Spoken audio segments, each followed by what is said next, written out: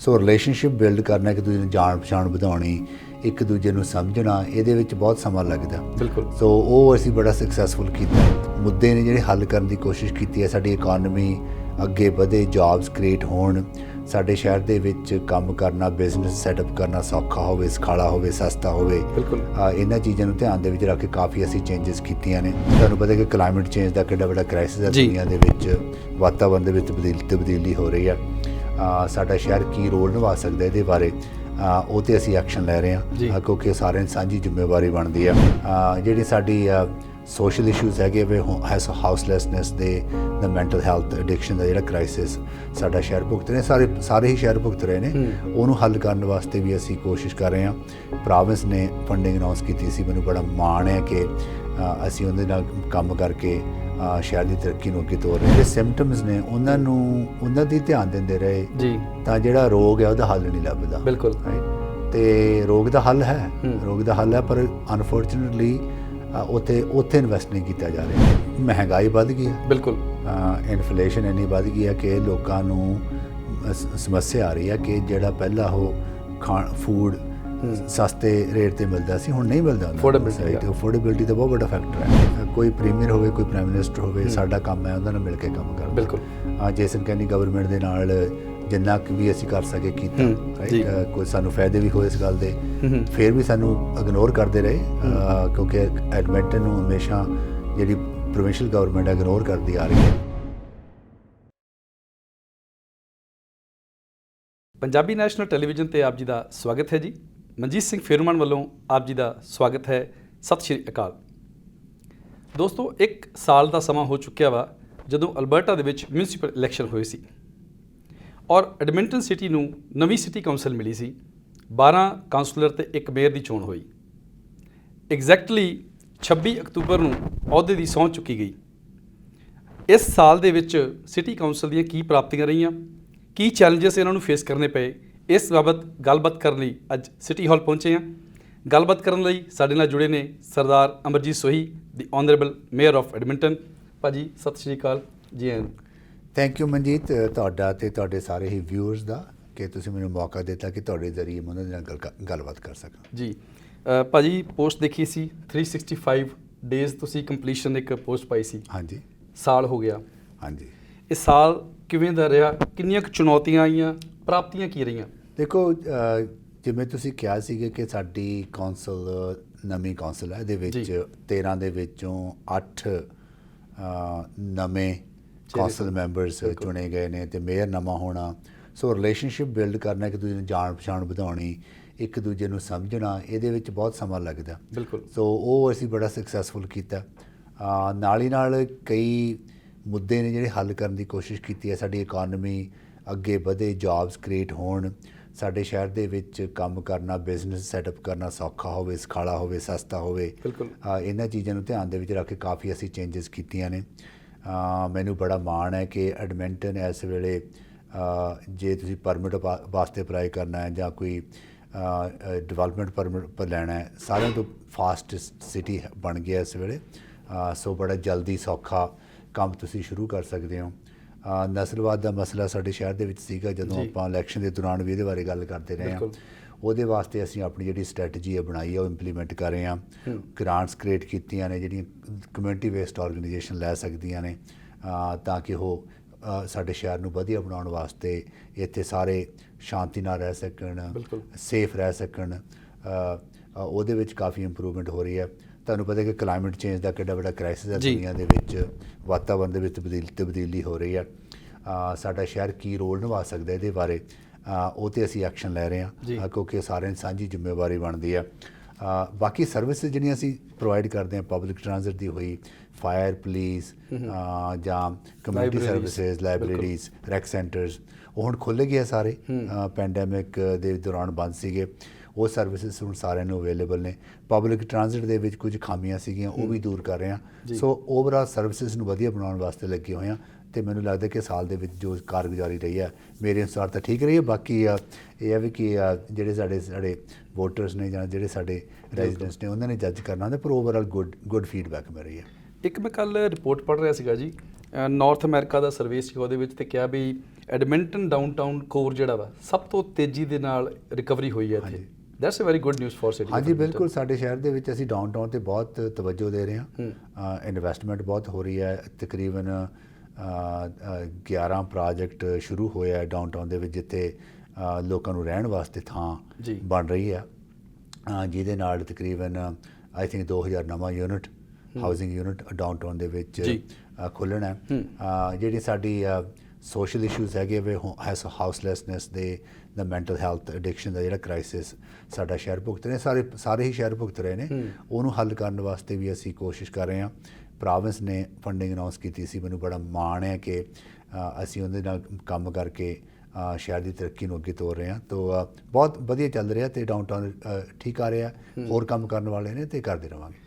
ਇੱਕ ਜਦੋਂ ਆਪਣੀ ਇਲੈਕਸ਼ਨ ਕੈਂਪੇਨ ਚੱਲਦਾ ਸੀਗਾ, ਤੁਸੀਂ ਇੱਕ ਕਿਹਾ ਸੀਗਾ ਅਸੀਂ ਨਾ ਇੱਕ mayor the advisory council for business growth ਬਣਾਵਾਂਗੇ। ਮੈਨੂੰ ਲੱਗਦਾ ਉਹਦੀ ਕ੍ਰੀਏਸ਼ਨ ਹੋ ਚੁੱਕੀ ਹੈ। ਹਾਂਜੀ, ਅਸੀਂ ਉਹ ਲਾਸਟ ਵੀਕ ਅਨਾਉਂਸ ਕੀਤੀ ਸੀਗੀ, ਜਿਹਦੇ ਵਿੱਚ ਸਾਡੇ ਸ਼ਹਿਰ ਦੇ ਕਾਫੀ ਪ੍ਰੋਮੀਨੈਂਟ ਜਾਂ ਜਿਹੜੇ ਇੰਗੇਜਡ ਲੋਕੀ ਨੇ ਉਹਨਾਂ ਨੂੰ ਅਪੁਆਇੰਟ ਕੀਤਾ, ਉਹਨਾਂ ਦੀ ਸਲਾਹ ਲੈਂਦੇ ਹਾਂ ਤੇ ਉਹਨਾਂ ਦੀ ਸਲਾਹ ਦੇ ਨਾਲ ਕੀ ਅਸੀਂ ਕਰ ਸਕਦੇ ਹਾਂ ਹੋਰ ਵਧੀਆ ਬਣਾਉਣ ਵਾਸਤੇ ਸ਼ਹਿਰ ਦੇ ਵਿੱਚ ਕੰਮ ਕਰਨਾ। ਸੋ ਮੈਨੂੰ ਬੜਾ ਮਾਣ ਹੈ ਕਿ ਉਹਨਾਂ ਨੇ ਉਸ ਐਡਵਾਈਜ਼ਰੀ ਕਮੇਟੀ ਦੇ ਵਿੱਚ ਪਾਰਟਿਸਿਪੇਟ ਕਰ ਰਹੇ ਨੇ ਤੇ ਆਪਣੀ ਜਿਹੜੀ ਇਨਪੁਟ ਹੈ ਸਾਰੇ ਨਾਲ ਸ਼ੇਅਰ ਕਰ ਰਹੇ ਨੇ। ਜਦੋਂ ਤੁਸੀਂ ਮੇਅਰ ਬਣੇ ਸੀ, ਨਾਲ ਦੇ ਨਾਲ ਕੈਲਗਰੀ 'ਚ ਵੀ ਮੇਅਰ ਬਣੇ ਸੀ। ਹਾਂਜੀ, ਕੁਝ ਚੀਜ਼ਾਂ ਨੂੰ ਲੈ ਕੇ ਆਪਣਾ ਕੰਪੀਟੀਸ਼ਨ ਵੀ ਚੱਲਦਾ ਉਹਨਾਂ ਨਾਲ, ਤੇ ਮੈਂ ਥੋੜੀ ਗੱਲ ਹਾਸੇ 'ਚ ਪਾਉਣ ਲੱਗਾ ਵੀ ਸਨੋ ਦੇ ਮਾਮਲੇ 'ਚ ਆਪਾਂ ਦੇਖਿਆ ਵੀ ਕੈਲਗਰੀ ਆਲਰੇਡੀ ਸਨੋਫਾਲ ਹੋ ਚੁੱਕੀ ਹੈ। ਹਾਂਜੀ, ਤੇ ਆਪਣੀ ਐਡਮਿੰਟਨ ਲੱਕੀ ਰਿਹਾ ਇਸ ਪਾਸੋਂ, ਪਰ ਮੈਨੂੰ ਲੱਗਦਾ ਨਹੀਂ ਵੀ ਬਹੁਤੇ ਦਿਨ ਹੋਰ ਨਿਕਲ ਪਾਉਣਗੇ। ਸਨੋ ਬਹੁਤ ਜਲਦੀ ਆ ਰਹੀ ਹੈ। ਹਾਂਜੀ, ਜਦੋਂ ਵਿੰਟਰ ਆਉਂਦੀ ਆ ਸਿਟੀ ਲਈ ਕਈ ਚੈਲੰਜਸ ਹੁੰਦੇ ਨੇ, ਖਾਸ ਕਰਕੇ ਇੱਕ ਸਨੋ ਰਿਮੂਵਲ ਦਾ ਚੈਲੰਜ ਬਹੁਤ ਵੱਡਾ ਹੁੰਦਾ। ਦੂਜਾ ਹੈਗਾ ਹੋਮਲੈਸਨੈਸ।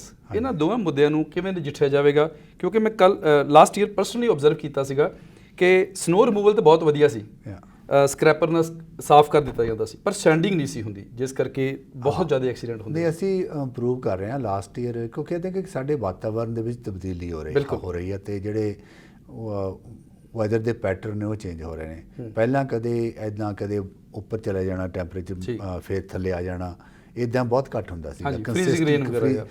ਕੰਸਿਸਟੈਂਟ ਰਹਿੰਦਾ ਸੀਗਾ, 10-15 ਡਿਗਰੀ -ਸੈਲਸੀਅਸ ਦੀ ਰੇਂਜ ਦੇ ਵਿੱਚ ਰਹਿੰਦਾ ਸੀਗਾ, ਪਰ ਹੁਣ ਉਹ ਨਹੀਂ ਹੈ। ਇਸ ਕਰਕੇ ਸਾਨੂੰ ਹੋਰ ਇਹਨਾਂ ਚੀਜ਼ਾਂ ਨੂੰ ਗੌਰ ਕਰਨ ਦੀ ਲੋੜ ਹੈ ਕਿ ਕਿਵੇਂ ਅਸੀਂ ਜਿਹੜੀ ਸਰਵਿਸ ਨੂੰ ਵਧਾ ਸਕਦੇ ਹਾਂ। ਸੋ ਕੁਝ ਚੇਂਜਸ ਕਰ ਰਹੇ ਹਾਂ, ਬਜਟ ਵੀ ਹੋਰ ਵਧਾ ਰਹੇ ਹਾਂ ਤੇ ਮੈਨੂੰ ਆਸ ਹੈ ਕਿ ਇਸ ਸਾਲ ਵਧੀਆ ਰਹੇਗਾ।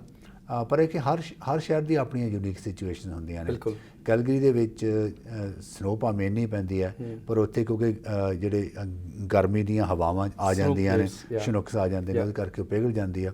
ਸਾਡੇ ਸ਼ਹਿਰ ਦੇ ਵਿੱਚ ਨਹੀਂ ਆਉਂਦੇ ਤੇ ਸਾਡੇ ਸ਼ਹਿਰ ਦਾ ਜਿਹੜਾ ਸੋਇਲ ਸਿਸਟਮ ਉਹ ਹੋਰ ਤਰ੍ਹਾਂ ਦਾ ਹੈਗਾ ਵੀ ਇੱਥੇ ਕਰੈਕਸ ਬਹੁਤ ਹੁੰਦੇ ਆ ਉਹਦੇ ਵਿੱਚ, ਐਸ਼ ਫਾਲਸ ਦੇ ਵਿੱਚ, ਤੇ ਇਸ ਕਰਕੇ ਉਹ ਯੂਨੀਕ ਚੈਲੰਜਸ ਹੋ ਜਾਂਦੇ ਨੇ। ਪਰ ਸਾਡਾ ਜਿਹੜਾ ਡਿਪਾਰਟਮੈਂਟ ਹੈ ਉਸ ਏਰੀਆ ਵਾਲਾ ਬੜਾ ਸੋਹਣੀ ਢੰਗ ਨਾਲ ਕੰਮ ਕਰਦਾ, ਕਿ ਹੋਰ ਕਰੇਗਾ ਜੀ। ਹੁਣ ਮੈਂ ਦੋਨਾਂ ਸਮੱਸਿਆਵਾਂ ਨੂੰ ਇਕੱਠਾ ਜੋੜਨ ਲੱਗਾ ਜੀ। ਇੱਕ ਹੋਮਲੈਸਨੈਸ ਦੀ ਗੱਲ ਕੀਤੀ ਸੀ, ਕਿਉਂਕਿ ਵਿੰਟਰ ਦੇ ਵਿੱਚ ਫੈਡਰਲ ਗਵਰਨਮੈਂਟ, ਪ੍ਰੋਵਿੰਸ਼ੀਅਲ ਗਵਰਨਮੈਂਟ ਤੇ ਮਿਊਨਿਸਪਲ ਗਵਰਨਮੈਂਟ ਸਾਰੇ ਹੀ ਬਹੁਤ ਵੱਡੀ ਫੰਡਿੰਗ ਲੈ ਕੇ ਆਉਂਦੇ ਨੇ। ਵੱਖ-ਵੱਖ ਪ੍ਰੋਜੈਕਟਸ ਦੇ ਰਾਹੀਂ ਕੋਸ਼ਿਸ਼ ਕੀਤੀ ਜਾਂਦੀ ਹੈ ਵੀ ਜਿਹੜੇ ਹੋਮਲੈਸ ਨੇ ਉਹਨਾਂ ਦੀ ਹੈਲਪ ਕੀਤੀ ਜਾ ਸਕੇ। ਪਰ ਮੈਨੂੰ ਲੱਗਦਾ ਵੀ ਕਿਤੇ ਨਾ ਕਿਤੇ ਇੱਦਾਂ ਤਾਂ ਨਹੀਂ ਵੀ ਆਪਾਂ ਪ੍ਰੋਪਰ ਡਾਇਗਨੋਸ ਨਹੀਂ ਕਰ ਪਾ ਰਹੇ ਤੇ ਆਪਾਂ ਉਹਦੀ ਟ੍ਰੀਟਮੈਂਟ ਕਰਨ ਲੱਗ ਪਏ ਹਾਂ, ਕਿਉਂਕਿ ਇੰਨਾ ਪੈਸਾ ਲੱਗ ਰਿਹਾ, ਇੰਨੇ ਪ੍ਰੋਜੈਕਟ ਨੇ, ਪਰ ਸਮੱਸਿਆ ਜਿਹੜੀ ਆ ਇਹ ਵੱਧ ਰਹੀ ਹੈ ਲਗਾਤਾਰ। ਨਹੀਂ, ਤੁਹਾਡੀ ਗੱਲ ਸਹੀ ਹੈ, ਕਿਉਂਕਿ ਅਸੀਂ ਜਿਹੜੇ ਸਿੰਪਟਮਸ ਨੇ ਉਹਨਾਂ ਦੀ ਧਿਆਨ ਦਿੰਦੇ ਰਹੇ ਜੀ, ਤਾਂ ਜਿਹੜਾ ਰੋਗ ਹੈ ਉਹਦਾ ਹੱਲ ਨਹੀਂ ਲੱਭਦਾ। ਬਿਲਕੁਲ ਰਾਈਟ। ਤੇ ਰੋਗ ਦਾ ਹੱਲ ਹੈ, ਪਰ ਅਨਫੋਰਚੂਨੇਟਲੀ ਉੱਥੇ ਇਨਵੈਸਟ ਨਹੀਂ ਕੀਤਾ ਜਾ ਰਿਹਾ। ਅਸੀਂ ਆਪਣੇ ਸ਼ਹਿਰ ਦੇ ਵਿੱਚ ਜਿਹੜੀ ਹਾਊਸਲੈਸਨੈਸ ਹੈ ਉਹਨੂੰ ਖਤਮ ਕਰ ਸਕਦੇ ਹਾਂ। ਬਿਲਕੁਲ। ਪਰ ਉਹਦੇ ਵਾਸਤੇ ਲੋੜ ਕੀ ਹੈ? ਸਾਨੂੰ ਇਨਵੈਸਟ ਕਰਨਾ ਪੈਣਾ ਹੋਰ ਜਿਹੜੇ ਸਪੋਰਟਿਵ ਹਾਊਸਿੰਗ ਯੂਨਿਟ ਬਣਾਉਣ ਵਾਸਤੇ, ਘਰ ਹੋਣ ਜਿੱਥੇ ਮੈਂਟਲ ਹੈਲਥ ਦੀ ਸਪੋਰਟ ਹੋਵੇ, ਐਡਿਕਸ਼ਨ ਰਿਕਵਰੀ ਦੀ ਸਪੋਰਟ ਹੋਵੇ। ਜਿਹੜਾ ਇੰਡੀਜਨਸ ਲੋਕਾਂ ਨੂੰ ਇੰਨਾ ਵੱਡਾ ਟਰਾਮਾ ਸਹਿਣਾ ਪੈ ਰਿਹਾ ਜਾਂ ਪਿਆ ਪਾਸ ਦੇ ਵਿੱਚ, ਉਹਦੇ ਰੀਪਰਕਸ਼ਨਸ ਅੱਜ ਨੇ, ਉਹਨੂੰ ਹੱਲ ਕਰਨ ਵਾਸਤੇ ਸਪੋਰਟ ਹੋਵੇ। ਇਹ ਸਾਰੇ ਮਸਲੇ ਹੱਲ ਹੋ ਸਕਦੇ ਨੇ, ਪਰ ਇਹ ਹੈ ਕਿ ਇਹ ਸਿਟੀ ਦੀ ਜ਼ਿੰਮੇਵਾਰੀ ਨਹੀਂ ਹੈ, ਇਹ ਪ੍ਰੋਵਿੰਸ ਦੀ ਜ਼ਿੰਮੇਵਾਰੀ ਹੈ, ਫੈਡਰਲ ਗਵਰਨਮੈਂਟ ਦੀ ਜ਼ਿੰਮੇਵਾਰੀ ਹੈ। ਸਾਡਾ ਰੋਲ ਹੈ ਕਿ ਅਸੀਂ ਉਹਨਾਂ ਦੇ ਅੱਗੇ ਆਪਣੇ ਮਸਲੇ ਰੱਖੀਏ, ਫੈਸਿਲੀਟੇਟ ਕਰੀਏ, ਐਡਵੋਕੇਟ ਕਰੀਏ। ਉਹ ਕੁਝ ਮੂਵਮੈਂਟ ਹੋ ਵੀ ਰਹੀ ਹੈ, ਪਰ ਜਿੰਨੀ ਹੋਣੀ ਚਾਹੀਦੀ ਓਨੀ ਨਹੀਂ ਹੋਈ, ਪਰ ਅਸੀਂ ਆਪਣੇ ਵੱਲੋਂ ਕੋਸ਼ਿਸ਼ ਕਰਦੇ ਰਹਿਣਾ। ਇੱਕ ਇਹਦੇ ਨਾਲ ਰਿਲੇਟਡ ਹੋਰ ਸਮੱਸਿਆ ਵਾ ਭਾਜੀ, ਰੀਸੈਂਟਲੀ ਇੱਕ ਕੈਨੇਡਾ ਫੂਡ ਬੈਂਕ ਦੀ ਰਿਪੋਰਟ ਆਈ ਹੈ। ਉਹਨਾਂ ਨੇ ਕਿਹਾ ਕਿ ਜੇ ਭਾਈ ਅਲਬਰਟਾ ਦੀ ਗੱਲ ਕਰੀਏ ਤੇ 73% ਇਨਕਰੀਜ਼ ਹੋਇਆ ਵਾ ਜਿਹੜੀ ਫੂਡ ਡਿਮਾਂਡ ਆ ਇਨ ਕੰਪੈਰੀਜ਼ਨ ਟੂ 2019 ਐਂਡ 2020 ਤੇ ਐਡਮਿੰਟਨ ਕੈਲਗਰੀ ਤੋਂ ਬਾਅਦ ਐਡਮਿੰਟਨ ਦਾ ਨਾਮ ਆਉਂਦਾ ਵਾ। ਬਹੁਤ ਜ਼ਿਆਦਾ ਵੱਡੀ ਗਿਣਤੀ ਦੇ ਵਿੱਚ ਲੋਕ ਜਿਹੜੇ ਨੇ ਫੂਡ ਬੈਂਕ ਤੇ ਨਿਰਭਰ ਹੋਏ ਪਏ ਨੇ। ਉਹ ਫੂਡ ਕ੍ਰਾਈਸਿਸ ਜਿਹੜਾ ਵਾ ਇਸ ਨੂੰ ਕਿਵੇਂ ਆਪਾਂ ਸੋਲਵ ਕਰਾਂਗੇ? ਕੀ ਤੁਸੀਂ ਕੁਝ ਜਥੇਬੰਦੀਆਂ ਜਿਹੜੀਆਂ ਆਪਣੀਆਂ ਸੋਸ਼ਲ ਨੇ ਉਹਨਾਂ ਨੂੰ ਕੋਈ ਮੈਸੇਜ ਦੇਣਾ ਚਾਹੋਗੇ ਭਾਈ ਵੀ ਕਿਵੇਂ ਹੀ ਰਲ ਮਿਲ ਕੇ ਕੰਮ ਕਰ ਸਕਦੇ ਹਾਂ? ਹਾਂ ਦੇਖੋ, ਇੱਕ ਤਾਂ ਕਿ ਮਹਿੰਗਾਈ ਵੱਧ ਗਈ ਆ, ਬਿਲਕੁਲ ਇਨਫਲੇਸ਼ਨ ਇੰਨੀ ਵੱਧ ਗਈ ਹੈ ਕਿ ਲੋਕਾਂ ਨੂੰ ਸਮੱਸਿਆ ਆ ਰਹੀ ਹੈ ਕਿ ਜਿਹੜਾ ਪਹਿਲਾਂ ਉਹ ਫੂਡ ਸਸਤੇ ਰੇਟ ਤੇ ਮਿਲਦਾ ਸੀ ਹੁਣ ਨਹੀਂ ਮਿਲਦਾ ਹੁੰਦਾ। ਤੇ ਅਫੋਰਡੇਬਿਲਟੀ ਦਾ ਬਹੁਤ ਵੱਡਾ ਫੈਕਟਰ ਹੈ ਤੇ ਇਹਨੂੰ ਕੰਟਰੋਲ ਕਰਨ ਦੀ ਲੋੜ ਹੈ। ਇਹਦੇ ਵਿੱਚ ਪ੍ਰੋਵਿੰਸ ਨੂੰ ਧਿਆਨ ਦੀ ਲੋੜ ਹੈਗੀ ਹੈ, ਫੈਡਰਲ ਗਵਰਨਮੈਂਟ ਨੂੰ ਧਿਆਨ ਦੇਣ ਦੀ ਲੋੜ ਹੈਗੀ ਹੈ। ਤੇ ਅਸੀਂ ਆਪਣੇ ਵੱਲੋਂ ਕੋਸ਼ਿਸ਼ ਕਰ ਰਹੇ ਹਾਂ ਕਿ ਸਾਡੇ ਜਿਹੜੇ ਆਪਣੀਆਂ ਸਰਵਿਸ ਜਿਹੜੀਆਂ ਅਸੀਂ ਪ੍ਰੋਵਾਈਡ ਕਰਦੇ ਹਾਂ ਉਹਨਾਂ ਦਾ ਭਾਰ ਨਾ ਪਵੇ ਲੋਕਾਂ ਦੇ ਉੱਪਰ। ਅਸੀਂ ਇਸ ਕਰਕੇ ਕੋਈ ਵੀ ਸਰਵਿਸ ਦੀ ਕੀਮਤ ਨਹੀਂ ਵਧਾਈ। ਟ੍ਰਾਂਜ਼ਿਟ ਦਾ ਜਿਹੜਾ ਫੇਅਰ ਹੈ ਉਹ ਵੀ ਉਨਾ ਹੀ ਆ, ਰੈਕ ਸੈਂਟਰ ਦੇ ਵਿੱਚ ਜਾਣਾ ਹੈ ਉਹਦਾ ਚਾਰਜ ਵੀ ਉਨਾ ਹੀ ਆ, ਲਾਇਬ੍ਰੇਰੀਜ਼ ਫ੍ਰੀ ਨੇ, ਜਿਹੜੀਆਂ ਹੋਰ ਸਰਵਿਸਿਜ਼ ਨੇ ਉਹ ਫ੍ਰੀ ਨੇ। ਸੋ ਅਸੀਂ ਆਪਣੇ ਵੱਲੋਂ ਕੋਸ਼ਿਸ਼ ਕਰ ਰਹੇ ਜੋ ਸਾਡੇ ਹੱਥ ਦੇ ਵਿੱਚ ਹੈ, ਪਰ ਬਹੁਤ ਚੀਜ਼ਾਂ ਸਿਟੀ ਦੇ ਹੱਥ ਵਿੱਚ ਨਹੀਂ ਹੈਗੀਆਂ, ਇਹ ਵੱਡੀਆਂ ਸਰਕਾਰਾਂ ਦੇ ਹੱਥ ਵਿੱਚ ਹੈਗੀਆਂ ਤੇ ਉਹਨਾਂ ਨੂੰ ਇਹਨਾਂ ਗੱਲਾਂ ਬਾਰੇ ਜ਼ਰੂਰ ਧਿਆਨ ਦੇਣ ਦੀ ਲੋੜ ਹੈ। ਜਦੋਂ ਤੁਸੀਂ ਇਲੈਕਸ਼ਨ ਲੜਿਆ ਸੀ, ਕੰਪੇਨ ਚੱਲਦਾ ਸੀਗਾ ਤੇ ਕੁਝ ਕੈਂਡੀਡੇਟਸ ਵੱਲੋਂ ਇੱਕ ਬੜਾ ਵੱਡਾ ਮੁੱਦਾ ਚੱਕਿਆ ਗਿਆ ਸੀਗਾ, ਉਹ ਹੈਗਾ ਸੀਗਾ ਪਾਰਕਾਂ ਦੇ ਵਿੱਚ ਬੈਂਚਸ ਦਾ ਮੁੱਦਾ ਤੇ ਵਾਸ਼ਰੂਮਸ ਦਾ ਮੁੱਦਾ। ਹਾਂਜੀ, ਇਹਦੇ ਉੱਪਰ ਕੋਈ ਕੰਮਕਾਰ ਹੋ ਰਿਹਾ? ਹਾਂ ਹੋ ਰਿਹਾ, ਬੈਂਚਸ ਹੋਰ ਲੱਗ ਰਹੇ ਨੇ ਜੀ, ਵਾਸ਼ਰੂਮ ਕਈ ਡਾਊਨਟਾਊਨ ਦੇ ਵਿੱਚ ਹੋਰ ਲੱਗ ਗਏ ਨੇ, ਬਾਕੀ ਪਾਰਕਾਂ ਦੇ ਵਿੱਚ ਵੀ ਵਧਾ ਰਹੇ ਆ। ਇਹ ਕੁਝ ਇੱਦਾਂ ਦੀਆਂ ਟੈਕਨੋਲੋਜੀ ਵੀ ਅਸੀਂ ਐਕਸਪਲੋਰ ਕਰ ਰਹੇ ਹਾਂ ਵੀ ਜਿਹੜੇ ਕਈ ਹੁੰਦੇ ਵੀ ਆਪਣੇ ਆਪ 'ਚ ਸਾਫ਼ ਹੋਣ ਵਾਲੇ ਬਿਲਕੁਲ ਹੁੰਦੇ ਆ, ਫੈਸਿਲਿਟੀਜ਼ ਵਾਸ਼ਰੂਮਸ ਹੁੰਦੇ ਆ, ਹਾਂਜੀ ਉਹ ਸੈਲਫ ਕਲੀਨਿੰਗ, ਉਹਨਾਂ ਨੂੰ ਰੱਖਿਆ ਜਾਵੇ ਪਾਰਕਾਂ ਦੇ ਵਿੱਚ, ਕਿਉਂਕਿ ਨਹੀਂ ਤਾਂ ਗੰਦ ਪੈ ਜਾਂਦਾ ਬਹੁਤਾ। ਜੇ ਕੋਈ ਟੇਢਾ ਹੋ ਗਿਆ, ਹਵਾ ਦੇ ਨਾਲ ਉੱਡ ਗਿਆ ਜਾਂ ਕਿਸੇ ਨੇ ਉਹਨੂੰ ਡੇਗ ਦਿੱਤਾ। ਸੋ ਇਹ ਮਸਲੇ ਨੂੰ ਹੱਲ ਕਰਨ ਦੀ ਕੋਸ਼ਿਸ਼ ਕਰ ਰਹੇ ਤੇ ਹੋਰ ਵੀ ਕਰਾਂਗੇ ਤੇ ਅਗਲੇ ਸਾਲ ਹੋਰ ਬੈਂਚ ਲਾਵਾਂਗੇ ਤੇ ਹੋਰ ਵਾਸ਼ਰੂਮ ਲਾਵਾਂਗੇ। ਤੁਹਾਡੇ ਕੁਝ ਨਜ਼ਦੀਕੀ ਮਿੱਤਰਾਂ ਨਾਲ ਮੇਰੀ ਗੱਲਬਾਤ ਹੋਈ ਪਿਛਲੇ ਦਿਨੀ ਤੇ ਮੈਨੂੰ ਪਤਾ ਲੱਗਾ ਤੁਸੀਂ ਥੀਏਟਰ ਵਗੈਰਾ ਵੀ ਕਰਦੇ ਰਹੇ ਜੀ। ਹਾਂਜੀ ਕਰਦੇ ਰਹੇ ਹਾਂ ਬਹੁਤ ਦੇਰ ਪਹਿਲਾਂ, ਹੁਣ ਨਹੀਂ ਕਰਦੇ। ਠੀਕ ਹੈ, ਕਿਉਂਕਿ ਕਾਮਾ ਗੱਟਾ ਮਾਰੂ ਸ਼ਾਇਦ ਕਾਫੀ ਵੱਡਾ ਨਾਟਕ ਸੀਗਾ, ਬਹੁਤ ਵੱਡਾ ਨਾਟਕ ਮੈਂ ਤਿਆਰ ਕੀਤਾ ਸੀਗਾ ਤੇ ਲਿਖਿਆ ਸੀਗਾ ਤੇ ਉਹਦੇ ਵਿੱਚ ਪਾਰਟਿਸਿਪੇਟ ਕੀਤਾ ਸੀ, ਬੜਾ ਚੰਗਾ ਲੱਗਦਾ ਸੀ, ਹੁਣ ਵੀ ਚੰਗਾ ਲੱਗਦਾ, ਪਰ ਇਹਦਾ ਵੀ ਹੁਣ ਮੌਕਾ ਨਹੀਂ ਹੁੰਦਾ ਇਹਨਾਂ ਚੀਜ਼ਾਂ ਨੂੰ, ਕਿਉਂਕਿ ਇੱਥੇ ਜ਼ਿੰਮੇਵਾਰੀ ਬੜੀ ਹੈਗੀ ਹੈ ਕਿ ਸਵੇਰੇ 8 ਵਜੇ ਤੋਂ ਲੈ ਕੇ ਸ਼ਾਮ ਦੇ 9 ਚਲੋ ਤੁਸੀਂ ਪਰਸਨਲੀ ਨਹੀਂ ਕਰ ਸਕਦੇ, ਆਪਾਂ ਪ੍ਰਮੋਟ ਕਰ ਸਕਦੇ ਇਹੋ ਜਿਹੀ ਚੀਜ਼ਾਂ। ਹਾਂਜੀ, ਥੀਏਟਰ ਨੂੰ ਪ੍ਰਮੋਟ ਕਰ ਰਹੇ ਹਾਂ ਬਹੁਤ ਜ਼ਿਆਦਾ।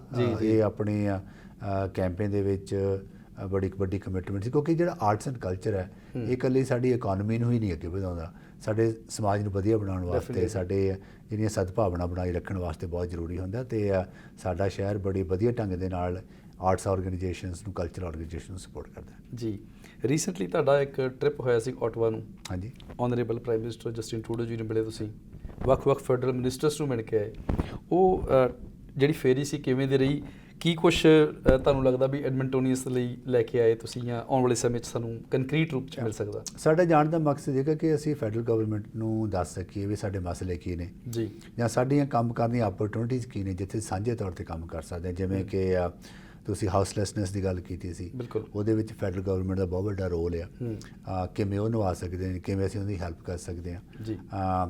ਕਲਾਈਮੇਟ ਚੇਂਜ ਦੀ ਗੱਲ ਕੀਤੀ ਸੀ ਆਪਾਂ, ਫੈਡਰਲ ਗਵਰਨਮੈਂਟ ਦਾ ਗੋਲ ਹੈ ਕਿ ਅਸੀਂ ਕਲਾਈਮੇਟ ਚੇਂਜ 'ਤੇ ਐਕਸ਼ਨ ਲਈਏ, ਅਸੀਂ ਵੀ ਚਾਹੁੰਦੇ ਹਾਂ। ਸੋ ਕਿਵੇਂ ਕੀ ਓਪਰਚੁਨਿਟੀਜ਼ ਨੇ ਜਿੱਥੇ ਅਸੀਂ ਮਿਲ ਕੇ ਕੰਮ ਕਰ ਸਕਦੇ ਹਾਂ। ਕੁਝ ਸਾਡੀਆਂ ਸਪੈਸੀਫਿਕ ਲੋੜਾਂ ਹੈਗੀਆਂ ਸ਼ਹਿਰ ਦੀਆਂ ਇਕੋਨਮੀ ਨੂੰ ਗਰੋ ਕਰਨ ਦੀਆਂ। ਅਸੀਂ ਸਮਝਦੇ ਹਾਂ ਕਿ ਸਾਡੇ ਸ਼ਹਿਰ ਦੇ ਵਿੱਚ ਜਿਹੜੀ ਹੈਲਥ ਸਾਇੰਸ ਸੈਕਟਰ ਹੈਗਾ ਇਹਦੇ ਵਿੱਚ ਇਕੋਨਮੀ ਬਹੁਤ ਤਰੱਕੀ ਕਰ ਸਕਦੀ ਹੈ ਤੇ ਉਸ ਸੰਬੰਧ ਦੇ ਵਿੱਚ ਪ੍ਰਾਈਮ ਮਿਨਿਸਟਰ ਦੇ ਨਾਲ ਗੱਲ ਹੋਈ ਸੀ, ਬਾਕੀ ਮਿਨਿਸਟਰ ਨੂੰ ਵੀ ਮਿਲੇ, ਬੜੀਆਂ ਮੈਂ ਸਮਝਦਾ ਕਿ ਪੋਜ਼ਿਟਿਵ ਮੀਟਿੰਗਾਂ ਰਹੀਆਂ ਤੇ ਇਹਦੇ ਨਤੀਜੇ ਕੁਝ ਤੁਸੀਂ ਦੇਖੋਗੇ ਆਉਣ ਵਾਲੇ ਕੁਝ ਹਫ਼ਤਿਆਂ ਦੇ ਵਿੱਚ ਜਾਂ ਮਹੀਨਿਆਂ ਦੇ ਵਿੱਚ ਅਨਾਉਂਸਮੈਂਟਸ ਹੋਣਗੀਆਂ ਜਿਹਦਾ ਸਾਨੂੰ ਫਾਇਦਾ ਹੋਵੇਗਾ।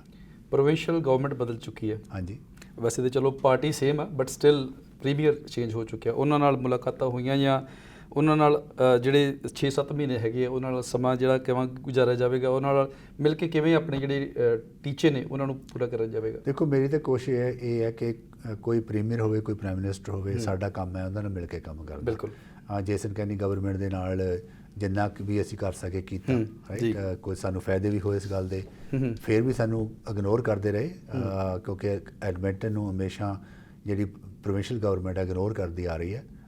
ਸਾਨੂੰ ਉਹਨਾਂ ਧਿਆਨ ਨਹੀਂ ਦਿੱਤਾ ਜਾਂਦਾ ਜਿੰਨਾ ਸਾਡਾ ਹੱਕ ਬਣਦਾ। ਨਵੇਂ ਪ੍ਰੀਮੀਅਰ ਦੇ ਨਾਲ ਵੀ ਮੈਂ ਗੱਲਬਾਤ ਕੀਤੀ ਹੈ, ਉਹਨਾਂ ਦੀ ਲੀਡਰਸ਼ਿਪ ਤੋਂ ਪਹਿਲਾਂ ਵੀ ਮਿਲਿਆ ਸੀ ਮੈਨੂੰ, ਉਹਨਾਂ ਦੱਸਣ ਵਾਸਤੇ ਕਿ ਕਿਉਂ ਐਡਮਿੰਟਨ ਨੂੰ ਬਰਾਬਰਤਾ ਮਿਲਣੀ ਚਾਹੀਦੀ ਹੈ, ਪੰਜਵਾਂ ਸਭ ਤੋਂ ਤਗੜਾ ਹਾਂਜੀ, ਸੂਬਾ ਵਾ ਜੀ ਸਾਡੇ ਸ਼ਹਿਰ ਤੋਂ ਸ਼ਹਿਰ ਬਗੈਰ ਪ੍ਰੋਵਿੰਸ ਅਸੀਂ ਕੈਪੀਟਲ ਸਿਟੀ ਹਾਂ। Capital city। right? ਸੋ ਸਾਨੂੰ ਜਿਹੜਾ ਬਣਦਾ ਸਾਡਾ ਹੱਕ ਹੈ ਜਾਂ ਜਿਹੜਾ ਸਾਡਾ ਬਣਦਾ ਰੁਤਬਾ ਹੈ, ਬਿਲਕੁਲ ਉਹਦਾ ਮਾਣ ਮਿਲਣਾ ਚਾਹੀਦਾ ਤੇ ਉਹਦੀ ਉਸ ਅਨੁਸਾਰ ਸਾਨੂੰ ਸਪੋਰਟ ਮਿਲਣੀ ਚਾਹੀਦੀ ਹੈ। ਜੀ ਉਹ ਗੱਲਬਾਤ ਕਰਦੇ ਰਹਾਂਗੇ। ਮੈਂ ਕਦੇ ਗਿਵ ਅਪ ਨਹੀਂ ਕਰਦਾ। ਕਈ ਵਾਰ ਟਾਈਮ ਲੱਗ ਜਾਂਦਾ ਮਸਲੇ ਸਾਨੂੰ ਹੱਲ ਹੋਣ ਵਾਸਤੇ, ਪਰ ਮੇਰੀ ਜ਼ਿੰਮੇਵਾਰੀ ਹੈ ਕਿ ਮੈਂ ਲੋਕਾਂ ਦੇ ਆਵਾਜ਼ ਬਣ ਕੇ ਲੋਕਾਂ ਦੀ ਹੱਕਾਂ ਦੀ ਗੱਲ ਕਰਾਂ, ਲੋਕਾਂ ਦੀਆਂ ਲੋੜਾਂ ਦੀ ਗੱਲ ਕਰਾਂ, ਭਾਵੇਂ ਉਹ ਕੋਈ ਵੀ ਹੋਵੇ, ਜੋ ਵੀ ਸਾਡਾ ਮਿਲ ਕੇ ਕੰਮ ਕਰ ਸਕਦਾ ਉਹਦੇ ਨਾਲ ਅਸੀਂ ਕੰਮ ਕਰੀਏ। ਇੱਕ ਚਾਈਨਾ ਟਾਊਨ ਨੂੰ ਲੈ ਕੇ ਕੋਈ ਇੱਕ ਨਵੀਂ ਗ੍ਰਾਂਟ ਆਈ ਹੈ $1 ਬਿਲੀਅਨ ਦੀ। ਹਾਂਜੀ, ਉਸ ਦਾ ਕੀ ਪਰਪਸ ਹੈ ਔਰ ਕਿਵੇਂ ਹੈਲਪਫੁਲ ਹੋ ਸਕਦੀ ਹੈ ਡਾਊਨਟਾਊਨ ਜਾਂ ਓਵਰਆਲ ਐਡਮਿੰਟਨ ਦੀ ਇਕਨੋਮੀ ਨੂੰ ਇੰਪਰੂਵ ਕਰਨ 'ਚ? ਇਹਨੇ ਕਿ ਚਾਈਨਾ ਟਾਊਨ ਦੇ ਵਿੱਚ ਕਾਫੀ ਬਿਜ਼ਨਸ ਨੇ ਜਿਹੜੇ ਸਟਰਗਲ ਕਰ ਰਹੇ ਨੇ। ਕੋਈ ਕਿਸੇ ਦੇ ਕੋਈ ਵਿੰਡੋ ਟੁੱਟ ਗਈ ਜਾਂ ਕਿਸੇ ਗਾਰਬੇਜ ਕੋਈ ਸਿੱਟ ਗਿਆ, ਕੁਝ ਮਸਲੇ ਨੇ, ਉਹਨਾਂ ਨੂੰ ਹੱਲ ਕਰਨ ਵਾਸਤੇ ਅਸੀਂ ਕਹਿ ਰਹੇ ਹਾਂ ਕਿ ਜਿਹੜੇ ਬਿਜ਼ਨਸਿਸ ਨੇ ਉਹਨਾਂ ਵਾਸਤੇ ਗ੍ਰਾਂਟ ਕ੍ਰੀਏਟ ਕੀਤੀ ਹੈ ਤਾਂ ਕਿ ਤੁਸੀਂ ਉਹ ਐਕਸੈਸ ਕਰ ਸਕਣ ਤੇ ਆਪਣੀ ਜਿਹੜਾ ਬਿਜ਼ਨਸ ਨੂੰ ਸਾਫ਼ ਕਰਨ ਵਾਸਤੇ ਜਾਂ ਕੋਈ ਸ਼ੀਸ਼ਾ ਰਿਪਲੇਸ ਕਰਨਾ ਹੈ ਜਾਂ ਹੋਰ ਕੋਈ ਸਿਕਿਉਰਿਟੀ ਲਾਉਣੀ ਹੈ ਉਹ ਲਾ ਸਕਣ ਤਾਂ ਕਿ ਉਹਨਾਂ ਨੂੰ ਬਿਜ਼ਨਸ ਕਰਨ ਦੇ ਵਿੱਚ ਸੌਖ ਹੋ ਸਕੇ। ਜੀ, ਇੱਕ ਵੈਲੀ ਲਾਈਨ ਈਸਟ LRT ਦਾ ਪ੍ਰੋਜੈਕਟ 2016 ਤੋਂ ਸ਼ੁਰੂ ਹੋਇਆ ਜੀ। ਨੋ ਡਾਊਟ ਤੁਹਾਡਾ ਉਹਦਾ ਸਵਾਲਾਂ ਤੋਂ ਪਹਿਲਾਂ ਦਾ ਪ੍ਰੋਜੈਕਟ ਚੱਲ ਰਿਹਾ ਵਾ ਔਰ ਇਸ ਨੂੰ ਵਿੰਟਰ 2020 ਦੇ ਵਿੱਚ ਕੰਪਲੀਟ ਹੋ ਜਾਣਾ ਚਾਹੀਦਾ ਸੀ, ਪਰ ਕੁਝ ਕਾਰਨਾਂ ਕਰਕੇ ਨਹੀਂ ਹੋ ਪਾਇਆ। ਇਸ ਵੇਲੇ ਕੀ ਸਮੱਸਿਆਵਾਂ ਆ ਰਹੀਆਂ ਨੇ, ਕਿਉਂਕਿ ਖਬਰਾਂ ਵਿੱਚ ਵੀ ਆਇਆ ਕਿ ਕੁਝ ਦਰਾਰਾਂ ਵਗੈਰਾ ਪੈ ਗਈਆਂ ਨੇ ਕੰਕਰੀਟ ਦੇ ਵਿੱਚ। ਸੋ ਕੀ ਲੱਗਦਾ ਵੀ ਕਦੋਂ ਤੱਕ ਸਾਰਾ ਸੇਫਲੀ ਆਪਾਂ ਆਪਰੇਸ਼ਨਲ ਕਰ ਪਾਵਾਂਗੇ ਇਸ ਪ੍ਰੋਜੈਕਟ ਨੂੰ? ਦੇਖੋ, ਉਹ ਜਿਹੜਾ ਪ੍ਰੋਜੈਕਟ ਹੈ ਉਹਦਾ ਜਿਹੜਾ ਕੰਟਰੈਕਟਰ ਹੈ ਉਹਨੂੰ ਜਿਹੜਾ ਬਿਲਡ ਕਰ ਰਿਹਾ ਉਹਦੀ ਜ਼ਿੰਮੇਵਾਰੀ ਹੈ ਤੇ ਅਸੀਂ ਉਹਨਾਂ ਦੇ ਨਾਲ ਫਿਕਸਡ ਪ੍ਰਾਈਸ ਕੰਟਰੈਕਟ ਕੀਤਾ ਹੋਇਆ। ਅੱਛਾ ਜੀ।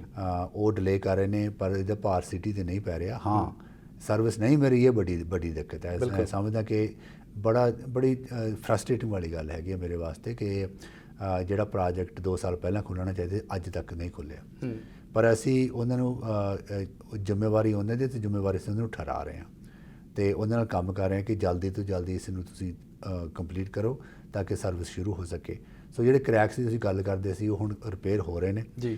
ਪਤਾ ਨਹੀਂ ਕਿੰਨੀ ਦੇਰ ਲੱਗਣੀ ਹੈ ਹਾਲੇ, ਕਿਉਂਕਿ ਅਸੀਂ ਚਾਹਾਂਗੇ ਕੋਈ ਵਧੀਆ ਢੰਗ ਦੇ ਨਾਲ ਕੰਮ ਨਿਪਟਾਉਣ ਤੇ ਕੁਆਲਿਟੀ ਕੰਮ ਹੋਵੇ। ਇਹ ਨਾ ਕਿ ਐਵੇਂ ਉਹਨੂੰ ਕਵਰ ਕਰਕੇ ਸਾਨੂੰ ਬਾਅਦ ਦੇ ਵਿੱਚ ਫੇਰ ਦਿੱਕਤ ਆਵੇ।